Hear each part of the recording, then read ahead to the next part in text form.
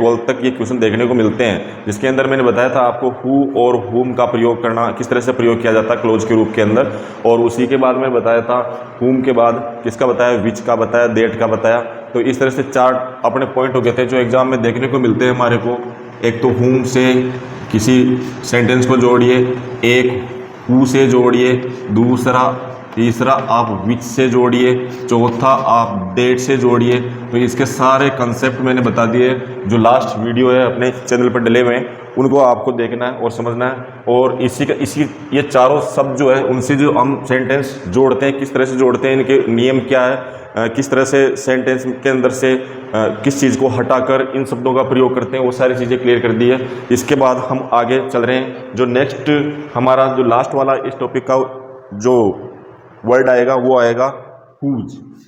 क्या आएगा? Whose. That का 2 तरह से प्रयोग बताया था। देट का अर्थ जो हो और की हो, दोनों के अर्थ अलग अलग आते हैं। देट के 2 अर्थ होते हैं, तो उसके हिसाब से मैंने बता दिया। लास्ट वीडियो देख के आप अपने कंसेप्ट क्लियर कर लें। उसके बाद देखो जो हुज है, हुज का प्रयोग हम कहाँ करेंगे? सबसे पहली बात है, हुज का अर्थ होता है जिसका या जिसकी। इसका जो अर्थ होता है वो क्या होता है? जिसका या जिसकी। ये याद रखना। इसका यूज करेंगे हम पजेसिव केस के अंदर। पजेसिव केस, अब आप कहोगे पजेसिव केस कौन सा होता है? जैसे मेरा पेन, जैसे कहा गया है कि पेन, लेकिन मेरा, तो उस पर क्या हो रहा है? पजेसिव केस बन रहा है इसके अंदर, यानी कि माई क्या हो जाएगा? यहाँ पे पजेसिव केस हो जाएगा। इस तरह की कंडीशन बहुत सारे वर्ड्स के अंदर देखने को मिलती है, जो हमें समझना है वो किस तरह से आएगा। अब देखो पजेसिव केस के अंदर क्या क्या आ सकता है, जैसे माई, आवर, लिख लीजिए इनको, my, our, your, his, your, his हो गया, फिर हर हो गया। इसके बाद हर के बाद देखो देयर, इट्स, देयर में उनका, its, my, our, your, his, her, they, ये सब किस में आते हैं? पजेसिव केस के अंदर आते हैं। इस तरह के वर्ड आपको देखने को मिल जाए तो उसको रिप्लेस करना है, उसको हटाना है, उसको हटाकर उसके स्थान पर हुज का प्रयोग कर देना है आपको, बिना सोचे समझे।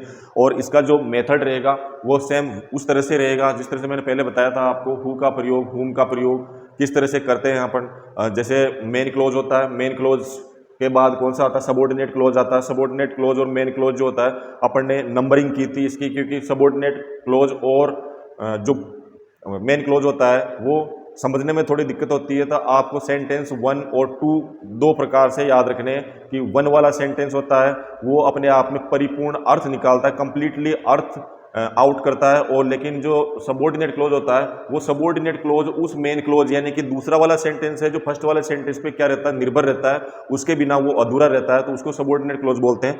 तो आप सिंपल से समझना, उसी पैटर्न से इनके जो हुज से अगर मान लो कोई एग्जाम में क्वेश्चन देखने को मिल जाए तो उसी पैटर्न से इसको जोड़ना है।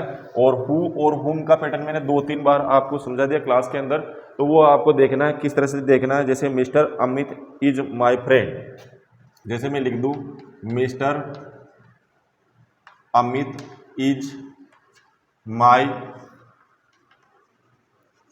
फ्रेंड। इसका उदाहरण देखिए, his brother is a doctor. अब देखो यहां पे क्या लिखा, हिज ब्रदर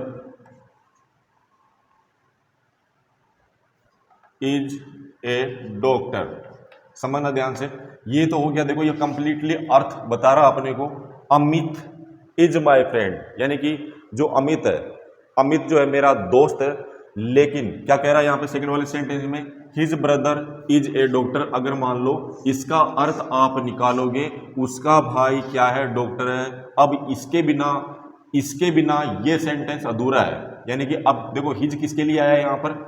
अमित के लिए आया है। उसका भाई, अमित का भाई जो है वो क्या है? डॉक्टर है। और अमित क्या है? मेरा मित्र है। तो इन चीज को ध्यान रखना है, बस समझना है, कुछ भी नहीं करना और आपको। अब मैंने इसमें कहा कि आपको किसका प्रयोग करना है? हुज का प्रयोग करना है। हुज का प्रयोग हमें इसके अंदर करना है, वही कंसेप्ट लगेगा वापस आपको। देखो रिमूव किसको करना है? पजेसिव केस को करना है। जो पजेसिव केस मैंने बताए हैं उनको आपको हटा देना है। क्या करना है? उसको हटा देना है। तो इसके अंदर आपको दिख रहा होगा हिज को अपने को क्या करना पड़ेगा, हटाना पड़ेगा। हटाते ही हम इसके स्थान पर क्या लगा देंगे, हुज लगा देंगे। हुज लगाएंगे तो अब हुज लगाने के बाद जो हमारा सेंटेंस बनेगा वो ये बनेगा, ब्रदर इज ए डॉक्टर। अब ये सेंटेंस हमारे पास कंप्लीट बन गया, लेकिन दूसरी कंडीशन हमारे पास ये क्रिएट होती है कि इस सेंटेंस को मेन क्लोज के अंदर अपन कहाँ रखेंगे। क्या इसको मेन क्लोज के सब्जेक्ट के बाद रखेंगे, क्या इसको हम मेन क्लोज खत्म होने के बाद रखेंगे। ये दो कंडीशन क्रिएट होती है। तो आपको यहाँ से पता चलेगा कि हमने जो हिज हटाया है उसके स्थान पर जो हुज लगाया है वो हुज जिसके स्थान पर हटाकर लगाया है तो हिज के स्थान पर लगाया है, तो ये हिज जो है वो इस मेन क्लोज के अंदर ये हिज किसके लिए प्रयुक्त हुआ है, किसके लिए प्रयोग हुआ है, तो ये मिस्टर अमित के लिए हुआ है। तो इट मीन्स ये हुआ मिस्टर अमित के बाद ये पूरा सेंटेंस वापस रिपीट होगा। तो इसका फाइनल आंसर आपके पास निकल के आएगा mister Amit, mister Amit whose brother is a doctor. Doctor, फिर आपके पास जो बचा सेंटेंस लिख देना है यहाँ अमित के बाद। तो अपन ने ये सेंटेंस पूरा कंप्लीट कर दिया, लेकिन ये बच गया इज माय फ्रेंड। तो ये आपको पूरा करने के लिए क्या करना पड़ेगा, इज माय फ्रेंड। हमेशा ध्यान रखना कि जब भी जो क्लोज होता है, क्लोज के अंदर जो वर्ड दिए हैं हु, हुम, विच, दैट और हुज, जो ये वर्ड है इनको हमें यूज कहाँ करना है, सेकंड वाले सेंटेंस के अंदर करना है, यानी कि सबऑर्डिनेट क्लोज के अंदर ही करना है।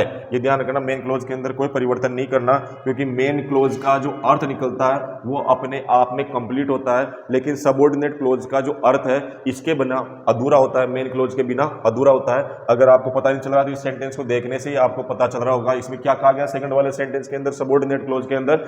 His brother is a doctor, यानी कि उसका भाई जो है डॉक्टर है, लेकिन अब किसका भाई कंप्लीट नहीं हो रहा, इसके बिना कंप्लीट नहीं हो रहा, यानी कि अमित का भाई क्या है, डॉक्टर है, और अमित क्या है, मेरा मित्र है। ठीक है, अब चलें। अब आपका ये टॉपिक तो वैसे कंप्लीट हो गया, लेकिन मैं एक एग्जांपल और दे देता हूं आपको इस तरह से, और फिर उसके बाद हम इसी टॉपिक की जो एक्सरसाइज है वो मैं आपको लिखवा दूंगा, और लिखवाने के बाद आपको प्रैक्टिस करनी है। और इसके अलावा लिखवाने के बाद और इसके अलावा जो आपकी बुक है इंग्लिश से रिलेटेड, जो आपकी क्लास से रिलेटेड है, उसके अंदर इस तरह से जो सेंटेंस जोड़ने, क्लोज से संबंधित जो सेंटेंस दिए हुए, क्वेश्चंस दिए हुए, उनको आपको सोल्व करने हैं। और आपको कमेंट बॉक्स के अंदर मुझे बताना है, अगर मान लो कोई समस्या हो तो आपको उसके अंदर टाइप करके बताना, या फिर जो अपने विद्यालय से संबंधित बच्चे हैं जिनका ग्रुप बना हुआ उनको कोई समस्या हो तो आप मुझे फ़ोन करके भी बता सकते हैं। ठीक है, अब चलो नेक्स्ट एक क्वेश्चन और लिख लो, एक एग्जांपल और लिखो। We have invited mister, we have invited mister Ram. ये उदाहरण लिख के लाया हूं मैं, मिस्टर राम। अब उसके बाद लिखा है his father is a SDM, his father is a SDM.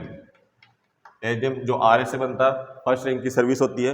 तो उसके अंदर देखिए, अब इसमें लिखा है मैंने, देखो सिंपल सा समझना आपको ये है कि मैंने जो एक क्लोज लिखा है इसके अंदर क्या दिया हुआ है। क्लोज के दो भाग होते हैं, मेन क्लोज होता है और सबऑर्डिनेट क्लोज होता है, यानी कि एक नंबर का सेंटेंस जो दूसरे नंबर का सेंटेंस, सिंपल सी बात है। या अपने को एग्जाम के अंदर उल्टा भी दिया हुआ हो सकता है, तो कन्फ्यूज नहीं होना, यानी कि एक तो होता है कंप्लीट और एक होता है उस पर निर्भर। सिंपल सी बात है, जो निर्भर होता है वो दो नंबर का यानी सबऑर्डिनेट क्लोज होता है, जो निर्भर नहीं होता है जिसका कंप्लीट अर्थ निकल जाता है तो उसको हम क्या बोलते हैं, मेन क्लोज बोलते हैं। तो यानी इसमें पहचानोगे आप, वी हैव इनवाइटेड, हमने क्या किया, आमंत्रित किया है मिस्टर राम को। क्या किया, मिस्टर राम को आमंत्रित किया है। अब यहाँ पे क्या कहा गया, देखो his father is a SDM, उसके पिताजी क्या है, उसके पिताजी क्या है, सब डिविजनल मजिस्ट्रेट है, यानी कि एसडीएम है। अब एसडीएम है तो आपको इसको देखने से पता चल रहा है, सिंपल सा पता चल रहा है कि we have invited mister Ram. तो ये तो क्या हो गया, मेन क्लोज हो गया, यानी फर्स्ट नंबर का सेंटेंस हो गया, और ये दूसरे नंबर का सेंटेंस हो गया। इसको बोलेंगे अब सबऑर्डिनेट क्लोज बोलेंगे। सबऑर्डिनेट क्लोज इसलिए बोलेंगे क्योंकि ये सेंटेंस जो है इसका अर्थ पूरा इससे के बिना अधूरा है। इस जो एक नंबर का सेंटेंस है मेन क्लोज है, उसके बिना इसका अर्थ अधूरा है। अगर आपको पता नहीं चल रहा तो देख लो, his father is a doctor. अब किसके फादर, क्या कहा गया, his father is a doctor, लेकिन किसके फादर, पता नहीं चल रहा। तो ये किसके बाद, ये पूरा होगा जब भी पता चलेगा, इससे पता चलेगा। तो यहाँ पे पॉजिटिव केस आ रहा, हिज फादर यानी उसके पिताजी। ये क्या है, ये क्या है, पॉजिटिव केस, ये याद रखना। पॉजिटिव केस के अंदर आ रहा, हमारे को इसको हटाना है, हिज को क्या करना है, हटाना। हिज को हटाने के बाद जो सेंटेंस हमारे पास बनेगा वो बनेगा whose father is a SDM. ये आपको कंप्लीट हुज से जुड़ा हुआ सेंटेंस मिल गया।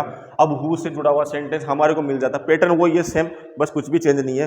हुज से जुड़ा हुआ सेंटेंस मिल जाता है तो आपको कंप्लीटली, अब देखो सुनना, इधर इस सेंटेंस को अपने को रखना कहाँ पर है, कहाँ पर इसे जोड़ना है। तो आपने जिसको हटाया उसके स्थान पर हुज लगाया, तो ये हिज जो है, हिज जो पॉजिटिव केस है, ये किसके लिए आया है, किसमें, मेन क्लोज के अंदर, एक नंबर के सेंटेंस के अंदर। यहां से यहां तक जाएंगे, we have invited mister Ram, तो यहां से आपको पता चलेगा कि हिज जो है इस मिस्टर राम के लिए आया है, क्योंकि राम के पिता क्या है, एसडीएम है, यही बात यहां पर कही गई है। तो ये हिज जो है ये किसके लिए आया है, मिस्टर राम के लिए आया है। तो ये सेंटेंस जो हमने बनाया है, एक नया सेंटेंस, हुज से जुड़ा हुआ सेंटेंस जो बनाया है, वो क्या होगा, इस मिस्टर राम के बाद ही आएगा। तो यहां से यहां तक आपको पूरा सेंटेंस लिखना है। तो यहां से यहां तक आपने लिख लिया, we have invited mister Ram. अब इसके बाद ये इसी के लिए आया, मिस्टर राम के लिए आया, तो इसी के बाद ये सेंटेंस आ जाएगा ऐसा कैसा, whose father is a SDM. तो इस तरह से आपका आंसर क्या हो जाएगा, सही हो जाएगा। बस ध्यान यही रखना आपको, सेम पैटर्न है, वैसा का वैसा पैटर्न है। और इतने ये 3-4 वीडियो बनाए इस टॉपिक के ऊपर, इसमें से 2 नंबर के क्वेश्चन देखने को मिलेंगे आपको। तो आपको बच्चों एक ही चीज़ ध्यान रखना है कि ध्यान से देखें और समझें, और इसका जो पैटर्न है, जो आंसर करने का जो पैटर्न है, इसको आपके दिमाग के अंदर बिठा लें और समझने का प्रयास करें, रटने का प्रयास नहीं करें, समझने का प्रयास करें। मैंने जो कंसेप्ट बताए वो सीधे सीधे से हैं, कुछ भी नहीं है इसके अंदर। आपको बस सही तरीके से सीख कर वहां पर आंसर देने की प्रैक्टिस जरूर करनी है, तो आपका आंसर बिल्कुल 100% क्या हो जाएगा, सही हो जाएगा। ठीक है, चलो आगे चलते हैं, हम एक्सरसाइज कर लेते हैं। एक्सरसाइज में आपको लिखा देता हूं, एक्सरसाइज लिखने में टाइम लगेगा भाई, इसलिए मुझे वीडियो को पॉज करना पड़ेगा। ओके,